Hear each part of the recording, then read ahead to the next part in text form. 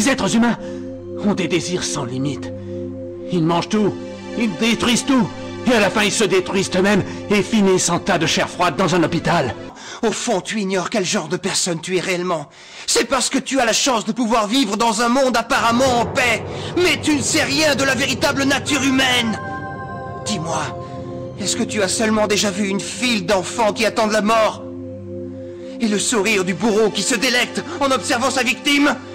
Ou bien encore, le regard d'une mère dont on assassine l'enfant sous ses propres yeux? Peut-on jamais pardonner le plaisir éprouvé par celui qui commet un acte aussi horrible? J'ai vu des hommes chanter en affligeant les pires tortures, d'autres avaient les yeux qui brillaient de joie. Est-ce que tu comprends? Un être humain peut en tuer un autre avec le sourire aux lèvres. Toi aussi tu en es capable, mais tu n'en as pas encore conscience. C'est une bataille entre nous et le système, pour montrer comment ce système tue l'esprit humain. C'est ça qu'on représente. On montre à tous ces cadavres qui s'entassent pare-choc contre pare-choc au péage dans leur cercueil en métal que l'esprit humain est encore en vie.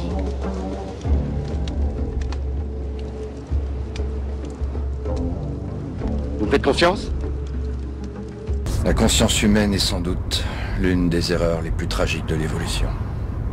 Nous sommes devenus trop conscients de nous-mêmes.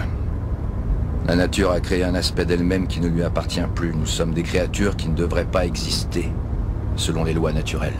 Nous sommes des choses obsédées par l'illusion d'avoir un moi. Cette accumulation de sensations et d'expériences sensorielles. Des choses programmées avec l'assurance que chacun d'entre nous est une personne. Alors que la vérité, c'est que nous sommes personne. L'être humain ne semble pas si exceptionnel. Et pourtant,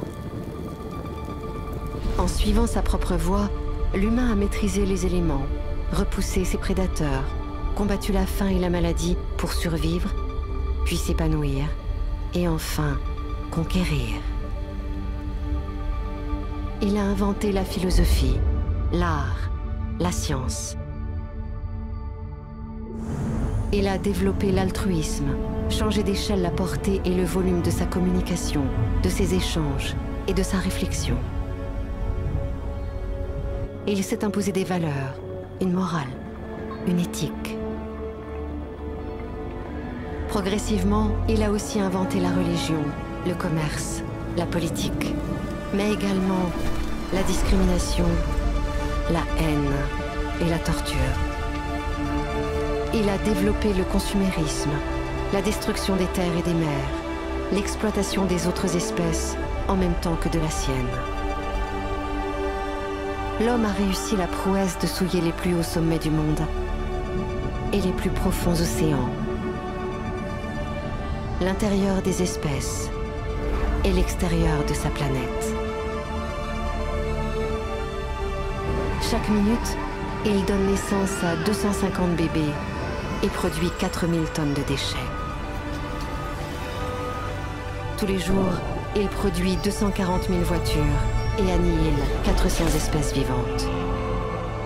Chaque année, il laisse mourir près de 9 millions d'enfants de moins de 5 ans et détruit 13 millions d'hectares de forêt. L'homme semble privilégier la croyance au savoir, l'avoir à l'être, et l'image du bonheur au bonheur lui-même. Il se pense maître de tout, mais ne se maîtrise pas.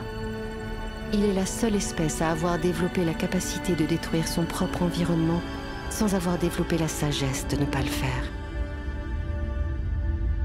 L'humain, si précoce, est encore immature, capable du meilleur comme du pire. Parviendra-t-il à l'âge de raison avant d'avoir brûlé sa propre maison? Cette question est tout, sauf insignifiante.